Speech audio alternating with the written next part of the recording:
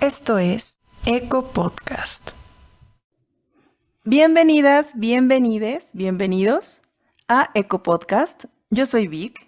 Yo soy Mina y esta semana les traemos el tema del lenguaje inclusivo, que creo que es bastante como explicativo en su mismo nombre, y más queremos discutir tanto su uso, los pros, los contras, en cuanto a argumentos que se le dan.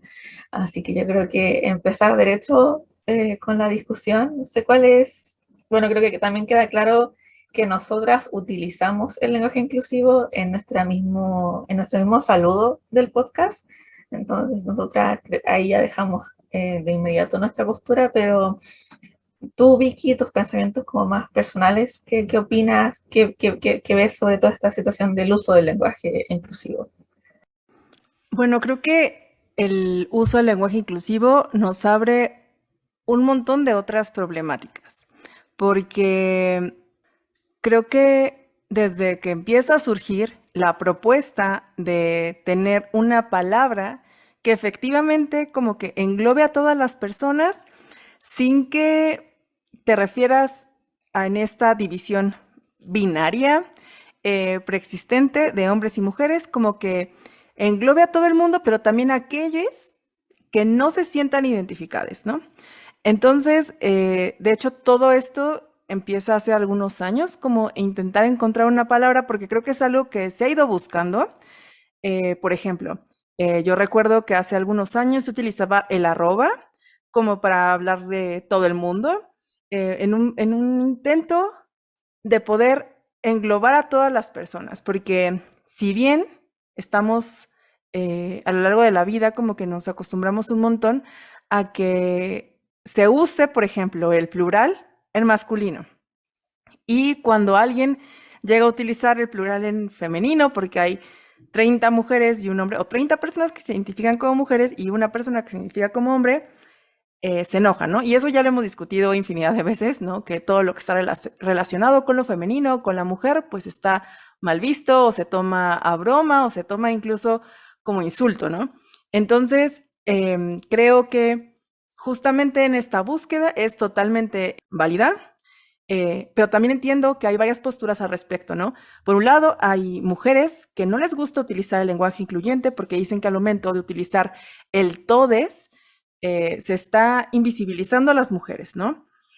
Y yo creo que igual es válido que se piense así y que no quieran ser incluidas en este todes, pero de igual forma creo que las personas que no se sienten incluidas ni en el todas ni el todos tienen total y completo derecho a utilizar otra palabra en la que sí se sientan identificadas, que sientan que ahí sí pertenecen o que por lo menos son visibles, ¿no? Y una de las cosas que también hemos discutido un montón de veces en el podcast es que aquello que no se conoce no se valora y se ignora.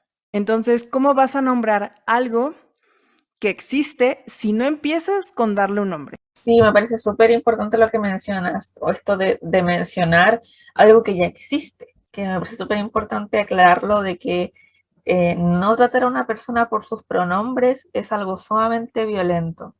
Da igual si es que tú no te sientes cómoda o cómodo haciéndolo, no va en ti, no es tu decisión. Quiero ponerlo súper en claro. Y lo que hablabas tú igual de las posibilidades que abre, hay como toda una teoría, creo que es lingüística, de que es que el lenguaje moldea cómo pensamos, tal cual. Entonces, el hecho de ahora hablar y que mentalmente se nos configure esta forma, no solo hacia las personas no binarias, sino como para incluir a todo el mundo, puede llegar a hacer cambios en la forma que literalmente como pensamos. Eh, También lo que mencionabas tú en esto de que igual he visto como muchas mujeres que sienten de que lo mismo, como que por tantos años tratamos de que el masculino no fuera el plural, de siempre, yo en el liceo yo era esa niña que el profe decía estudiantes, o no, decía como compañeros, o como que nos trataba masculino y yo gritaba así como compañeras, niñas, mujeres, o sea, esa era yo. Entonces se pasó de esa pelea a muy rápido a que surgiera todo el tema de no ocupemos la E, ocupemos el todes.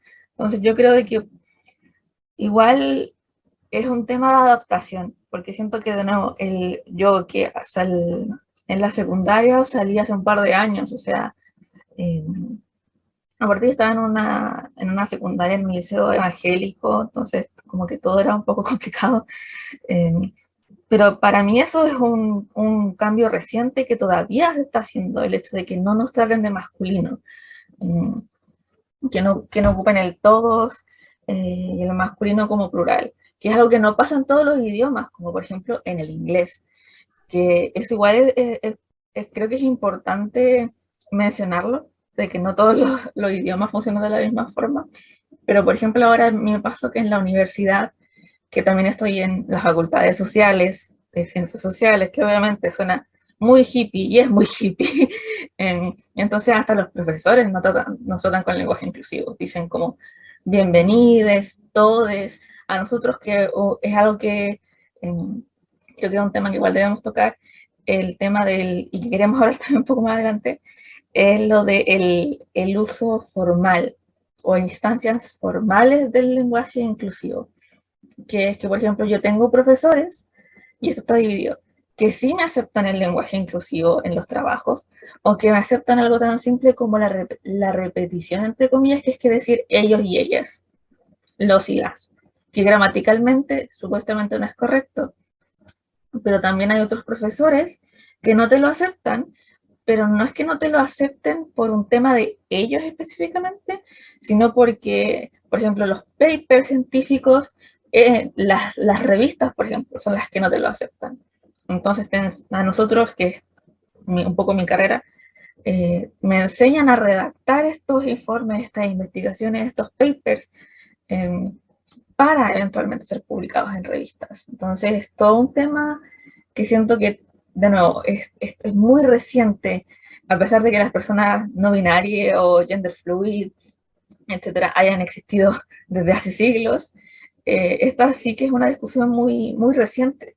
Completamente, y es que creo que aquí vamos a otro punto importante y es que, por ejemplo, la RAE, que siempre está dando sus opiniones y en teoría debería ser algo así como una recomendación, pero muchas veces parece que es como el mandamiento oficial y mucha gente como que creo que se escuda un poco en esto y yo puedo entender que hasta el momento hay un montón, como lo decías tú, ¿no? Como de artículos científicos, de papers, de journals, que lo que tienen es que traen como un desarrollo súper esquemático, donde tienes que cumplir de punto uno a punto dos perfectamente en todo eso para poder ser una publicación, ¿no? Y entiendo que en eso sean un poco más estrictos ahora, justamente por lo que comentas, porque es algo muy reciente, pero también creo que algo que tenemos que tomar muy en cuenta, muy, muy en cuenta, es que nosotras, nosotres, nosotros hacemos el lenguaje, siempre. No estamos aquí para obedecer el lenguaje. Es cierto que hay otras lenguas que no utilizan esta diferenciación binaria y eso pasa aquí y en otras muchas partes del mundo. Entonces, el hecho de que se intente utilizar nuevas palabras y no nada más el uso como tal de una palabra incluyente, sino de muchas otras palabras, justo han venido adicionándose a lo que todos hablamos, ¿no? Y hay, por ejemplo, algunas definiciones que igual lo que yo pueda expresar, por ejemplo, pena. Yo a veces digo, ay, me da mucha pena, pero para mí en México eso es vergüenza. Y cuando lo he dicho en Chile es como de, pero ¿por qué estás triste? ¿No? Entonces, como que hay esas cosas de, bueno, pena aquí puede ser esto, pena aquí puede ser otra cosa. Entonces, si eso hacemos con una palabra así, ¿por qué no en otra palabra que de verdad va a ser la diferencia en cómo una persona se puede sentir simplemente que existe y pertenece a algo, ¿no? Como que creo que ahí va lo importante. Y si la RAE o cualquier otra entidad, que en su mayoría está dirigida por hombres, ahora, completamente entiendo que las mujeres no quieran que se les diga en un... Si hay, por ejemplo, un montón de chicas que todas se identifican como mujeres, que les digan todes y que quieran que les digan todas, están completamente en su derecho. Y yo también hacía lo mismo que tú en la preparatoria y en la universidad. Por ejemplo, cuando yo en algún momento estuve en la facultad de medicina, que mis compañeros eran así, o sea, es que yo no soy mujer, y yo así, pero ustedes son dos y nosotros somos 20. O sea, no voy a decir todos porque son dos. O sea, mi intención tampoco era hacerles sentir como de lado, pero era de son dos, somos más, y tanto están discutiendo que no, que la RAI, que no sé qué, y esto dice que cuando es mayoría de mujeres se puede decir así, ¿no? Entonces, como que creo que también excusándose o escudándose en esto, también lo hace un poco más difícil porque entonces empiezas a utilizar palabras incluyentes y ya todo el mundo es experto en la lengua, en la gramática, en el origen Ujú. del buen español, como si eso no se hubiera ido reinventando, ¿no? E igual, ¿no? O Claro. sea, nosotros hablamos distinto, ¿no? Pero es parte de nuestra Ujú. propia cultura. Sí, yo que soy como la más frontal de aquí, muerte a todas las instituciones españolas. Ay, yo apoyo completamente, ¿Qué les apoyo. pasa? Tal cual, como tener otros lugares donde poder citar, porque normalmente te dicen, hay cita definiciones, la RAE. No, hay otros, hay, como dices tú, hay escuelas lingüísticas que se llama, bueno, academias de la lengua en Sí, muchos sí, sí. países de Latinoamérica que se Sí, pueden usar como totalmente. referencia y que tienen la misma validez, solo que no es lo clásico. Igual lo que mencionabas, y lo hablábamos en backstage, que si bien yo también conozco mujeres que no les gusta ser tratadas con el TODES y que es sumamente válido, hace poco, literal, el 25 de octubre, salió un estudio con personas en las que participaron personas de Chile y Suecia, eh, donde se reveló que las mujeres son más positivas al uso del lenguaje inclusivo que los hombres.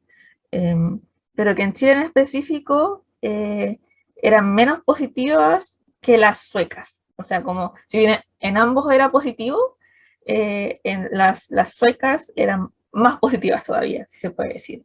Y a mí me pareció súper interesante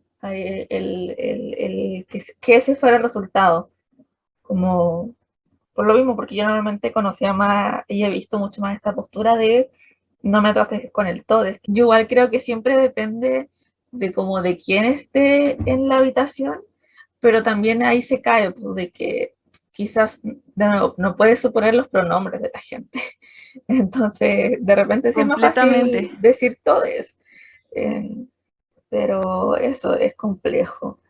Sí, Eh, además yo coincido mucho contigo que el hecho de no respetar los pronombres de una persona es sumamente violento porque literalmente estás como o sea, simplemente, como tú muy bien dijiste, em, el lenguaje construye nuestra realidad y el hecho de ignorar eso que para otra persona es tan importante, literalmente le estás ignorando, ¿no? Estás ignorando su existencia y eso es sumamente violento. Y a mí me llama mucho la atención lo que decías de que hay, tienes en clase que a veces te aceptan o a veces no te aceptan el lenguaje inclusivo. Yo la verdad es que cuando yo todavía iba a la escuela no había nada de eso, ni siquiera como algo que se empezara a hablar al respecto.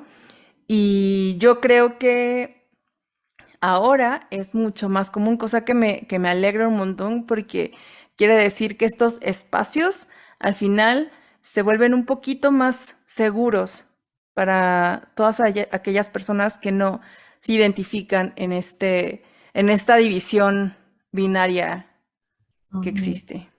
Sí, igual creo que es el momento justo. La gente siempre dice como uno de los argumentos clásicos es como, ay, el verdadero lenguaje inclusivo es la lengua de señas.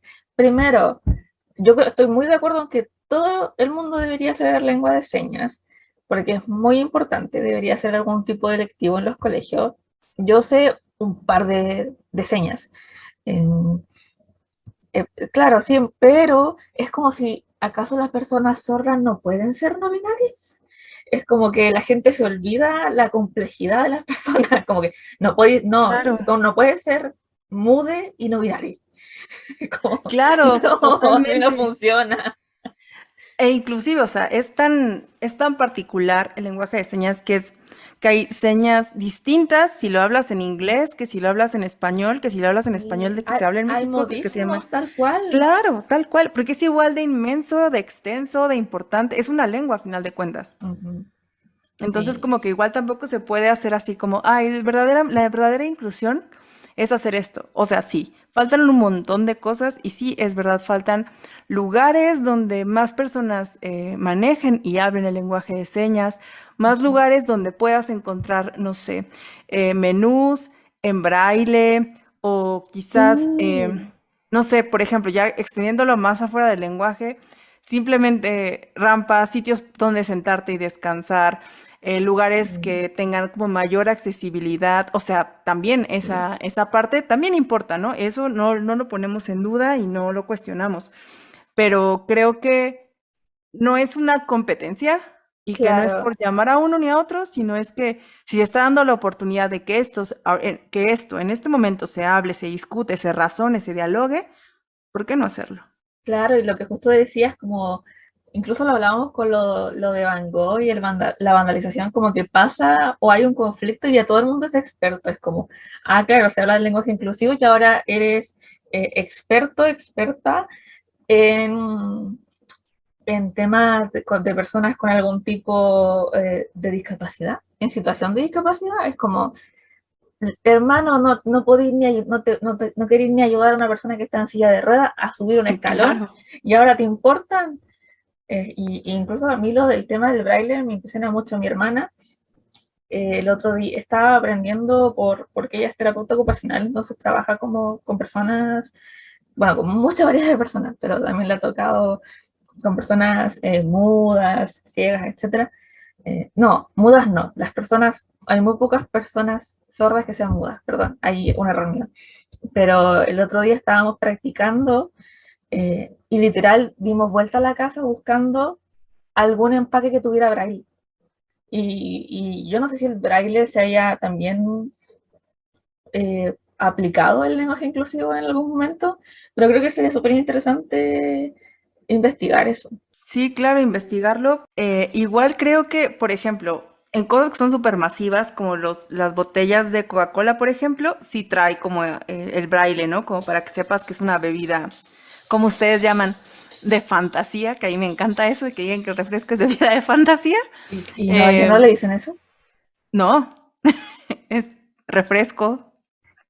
Ya si te quieres ver muy acá es soda, pero yo nunca había escuchado bebida de fantasía. Es que O sea, de verdad. no son de verdad. Ajá, O pero es sea, que suena así como que le va a salir polvos mágicos, como que la trajeron los unicornios, como que eso me suena el bebida de fantasía. mira, Pero a mí no me tenía ni encanta, idea. sí, yo lo digo siempre, yo quiero bebida de fantasía porque me encanta. Me Pero, encanta. y justamente, ve, o sea, justo, son palabras y nosotros usamos el lenguaje pero no porque yo no lo haya usado, como, o sea, no porque yo haya crecido y me haya criado en México, quiere decir que la bebida de fantasía no existe. Existe, y tan existe que ustedes la usan y todo el mundo, o sea, ustedes han crecido con eso, ¿no? Todo el mundo en Chile lo habla así, o decir un bebestible. A mí, yo fui a una reunión y me dijeron, trae bebestible, y yo dije, ¿qué es eso? Yo no sabía Algo qué para era. beber. Sí, claro, pero yo no lo uso nunca, pero no por eso no existe, ¿no? Tan existe que tú Claro. vas a un supermercado y dices, vengo por bebestibles y te entienden, ¿no? Ujú. Entonces, no porque yo personalmente no lo conociera, quiere decir que no existe, nunca lo han. Y tampoco voy a ir a decir, ah, no, es que aquí en mi diccionario como ya actualizado en México, dice que esa palabra, no, o sea, como que, ¿por qué, no? O sea, Claro. tampoco. Igual me recuerda mucho, creo que hace un par de meses fue de que, no recuerdo si era un kanji, que es son las letras japonesas o las letras chinas, no recuerdo, que ¿Ya? desarrollaron la letra para ella, porque no recuerdo si era en kanji o no, porque allá, bueno, se supone que las letras igual tienen como forma de la palabra, si le pones mucha imaginación, en muchas letras Sí. asiáticas, creo que se llama iconográfica, no me citen en eso. Eh, pero a mí me parece súper interesante y tal cual hecho de que, claro, existía en la lengua, pero que ahora se pudiera escribir y quisieran como un símbolo o un kanji específico, a mí me pareció como maravilloso, así como ver nacer, como, así como vivir un momento histórico, a mí me pareció bellísimo. Es muy hermoso, yo tampoco sabía eso, pero justamente eso que estás diciendo es completamente real porque las personas no solamente nos comunicamos a través del lenguaje hablado, ¿no? También del escrito. Y por ejemplo, estas figuras o pictogramas que tal cual vienen súper cargados de significado, que tienen mucho más detrás, son igual de importantes, ¿no? Y no porque tú no los manejes, no existen, ¿no? Ujú. Entonces se me hace súper bonito eso y que justo eh, esté teniendo esa visibilidad ahora. Igual sobre esto mismo de aplicarlo o el lenguaje más aplicado, es como de que se esté empezando a usar en libros publicados tal cual. Yo personalmente hace un par de meses tuve la oportunidad de leer, en mi caso, el primer libro que me topaba así que ocupaba el lenguaje inclusivo, porque había un personaje no binario y le respetaban los pronombres, usaban ella. Y yo nunca lo había leído en la vida y después descubrí que mala mía, yo pensé que lo había escrito una mujer que te contaba esta historia, que es Victoria Lee, y yo dije, oh, Lee quizás es asiática y puedo como calificar el libro de esta forma, así como para los hashtags o para tal cual clasificación de la reseña. Y me metí a su Instagram para buscar si era asiática o no, y me terminé encontrando con que no era mujer, era una persona no binaria. O sea, entré buscando una cosa y salí con otra. Y Claro, ella fue quien escribió, el libro es Una lección de tinta y venganza, y tal cual hay un personaje no binario, no es principal en la historia, es Mane, de la protagonista, de una de las protagonistas, pero me gusta como dejar como, y mencionar de que sé que no es el único libro que en este caso está traducido, pero también sé que hay libros que se han escrito con lenguaje inclusivo, ocupando pronombres no binarios y sí se han publicado. Entonces, como por un lado, desmontar como ese pseudomito que hay, que es que no te van a publicar las editoriales si lo escribes así. No, depende muchísimo de la editorial. Esta editorial era una de las grandes. Si no era Urano, creo, que no es una editorial pequeña. Voy a buscar bien, pero era una editorial grande. Y lo otro de que, eh, bueno, de que sí está pasando y si te están publicando, me parece súper importante como decirlo y ponerlo como en conocimiento. No sé si tú igual quizás te has encontrado libros o traducciones, etcétera. sí, no como tal de lenguaje incluyente, pero sí he encontrado libros que intentan como deliberadamente no etiquetar absolutamente a nadie, ¿no? Entonces hay una escritora que a mí me gusta mucho y que la recomiendo muchísimo, que es Janet Winterson, que es una escritora inglesa, que tiene un libro que ha sido muy, muy famoso, que se llama Escrito en el cuerpo. Y en este libro, el personaje principal se refiere a todas sus relaciones, a todas las parejas afectivas que ha tenido en su vida sin ponerle un género. Entonces, el libro original está escrito en inglés y justo, ¿no? Como en el inglés no hay tanto este juego de ponerle a las palabras un género, cosa que pasa mucho en el español, ¿no? Que, que eso también es otra cosa que a mí me resulta un poco chistosa, por decirlo de alguna manera, porque para nosotros en México son las manos y en Chile es la manito. Entonces como manito eh, masculino. Entonces como que igual, ¿no? O sea, le cambiamos igual en el español el género de las palabras y no pasa nada, ¿no? Se entiende. Entonces ella lo que intenta en este libro, Janet, es que quien lo está leyendo, que no sepa nunca de quién se habla, porque eso no es lo importante, ¿no? Lo importante es lo que ella vive con estas personas, las experiencias que tiene, el amor, el desamor, la tristeza, todo eso, no quién es en realidad o cómo se identifica. Pero cuando yo leí la versión en español, me topé con que la persona que hizo la traducción en muchos casos no supo cómo manejarlo, no supo cómo ponerle y daba por sentado que se refería a una mujer. Y esto, creo yo, no estoy 100% segura, pero creo que lo hizo un poco porque la autora es abiertamente homosexual. Entonces, al ser ella lesbiana, dijo, no, pues claro, está hablando de una mujer, ¿no?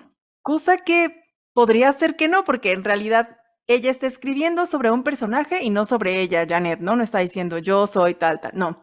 Entonces, como que también ahí creo que es otra vez que eso también tengo muchas ganas de que lo hablemos en algún momento, esto de las traducciones, porque también al final estás poniendo como un juicio más allá que haciendo una traducción.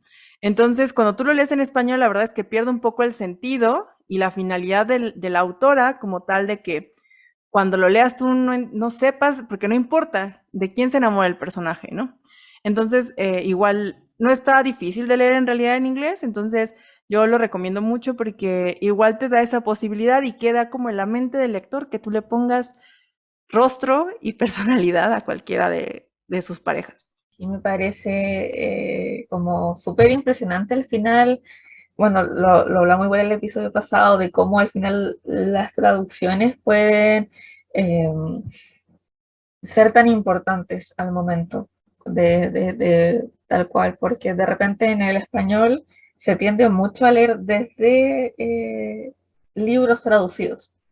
Eh, bueno, creo que eso igual es otro tema, pero sí, igual yo no sé si entiendo, pero el mismo, claro, el hecho de que en el lenguaje en inglés el pronombre pueda ser neutro, eh, en español no teníamos un pronombre neutro. Y creo que, no sé si lo han notado, pero el tema que, por ejemplo, ponen en inglés es que they en realidad dicen que es un plural, entonces como que causa ciertos problemas de gramática.